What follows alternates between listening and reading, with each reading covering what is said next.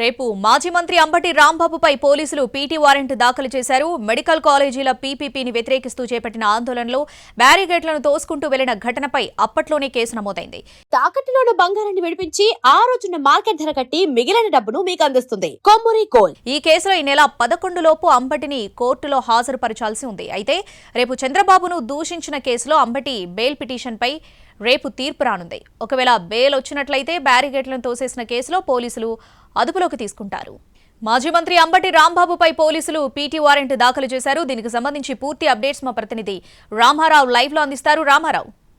శ్రావణి, మాజీ మంత్రి అంబటి రాంబాబు వ్యవహారంలో మరో కీలక పరిణామం చోటు చేసుకుంది. ఏదైతే మెడికల్ కాలేజీల ప్రైవేటీకరణకు వ్యతిరేకంగా ఆందోళన చేశారో ఆ ఆందోళన చేసిన సమయంలోనే పట్టాపురం సీఐ గంగా వెంకటేశ్వర్లతో అంబటి రాంబాబుకు తీవ్ర వాగ్వాదం జరిగింది. ఆ సమయంలో ఈ ఘటనకు సంబంధించి కూడా పట్టాపురం పోలీస్ స్టేషన్లో కేసు కూడా నమోదైంది. అయితే చంద్రబాబుపై ఏదైతే అనుచిత వ్యాఖ్యలు చేశారంటూ ప్రజెంట్ ఆ జైల్లో ఉన్నారు అంబటి రాంబాబు. అంబటి రాంబాబుని ఈ కేసులో కూడా పీటీ వారెంట్ పోలీసులు దాఖలు చేయడం జరిగింది. ఈ నేపథ్యంలోనే కోర్టు కూడా ఈ నెల 11 లోపు అంబటి రాంబాబుని కోర్టులో హాజరుపరచాలని కూడా ఆదేశాలు ఇచ్చినటువంటి పరిస్థితి ఉంది. మరోవైపు చూసుకున్నట్లయితే ఏదైతే చంద్రబాబుకు సంబంధించినటువంటి కేసు ఏదైతే ఉందో అనుచిత వ్యాఖ్యలు చేసినటువంటి కేసు, ఈ కేసులో అంబటి రాంబాబుకు సంబంధించినటువంటి బెయిల్ పిటిషన్ అనేది రేపు కోర్టులో విచారణకు రానుంది. అలాగే దీంతో పాటు చూసుకున్నట్లయితే నల్లపాడు పోలీసులు కూడా కస్టడీ పిటిషన్ వేశారు. అంబటి రాంబాబును తమ కస్టడీకి ఇవ్వాలి, తాము విచారించాలని కూడా కస్టడీ పిటిషన్ కూడా వేయడం జరిగింది.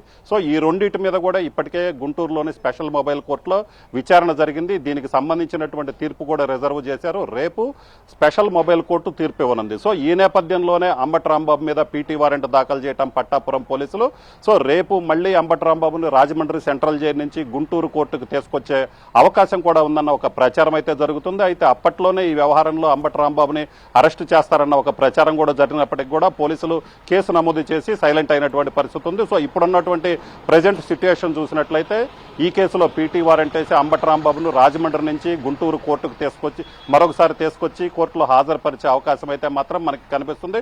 ప్రధానంగా చూసుకున్నట్లయితే పోలీసు విధులకు ఆటంకం కలిగించారని అప్పట్లోనే ఈ ఘటనకు సంబంధించి కేసు నమోదు చేయడం జరిగింది. ఈ నేపథ్యంలోనే ఖచ్చితంగా రేపు బెయిల్ పిటిషన్ ఏదైతే ఉందో అంబటి రాంబాబుకు సంబంధించినటువంటి బెయిల్ పిటిషన్, ఈ బెయిల్ పిటిషన్లో ఉన్నటువంటి సెక్షన్ ఏదైతే కేసు నమోదైందో ఆ కేసుకు సంబంధించిన సెక్షన్లన్నీ కూడా 7 ఏళ్ల లోపు శిక్ష పడే సెక్షన్లే కావడంతో వెంటనే బెయిల్ ఇవ్వాలని కూడా అంబటి రాంబాబు తరపు న్యాయవాది కూడా వాదించడం జరిగింది. ఈ నేపథ్యంలోనే ఒకవేళ బెయిల్ వచ్చే అవకాశం ఉందన్న ఆ ప్రచారం కూడా జరుగుతుంది. ఈ నేపథ్యంలోనే ఏదైతే పోలీసులు విధులకు ఆటంకం కలిగించినటువంటి కేసు ఇప్పుడు తెర మీదకి తీసుకొచ్చారో దీనిలో పీటీ వారెంట్ కూడా జారీ చేయడం జరిగింది. పోలీసులు విధులకు ఆటంకం కలిగించిన కేసు కాబట్టి ఈ కేసులో అంబటి రాంబాబును కూడా మళ్లీ అరెస్టు చేసే అవకాశం ఉందన్న ఒక ప్రచారం అయితే జరుగుతుంది.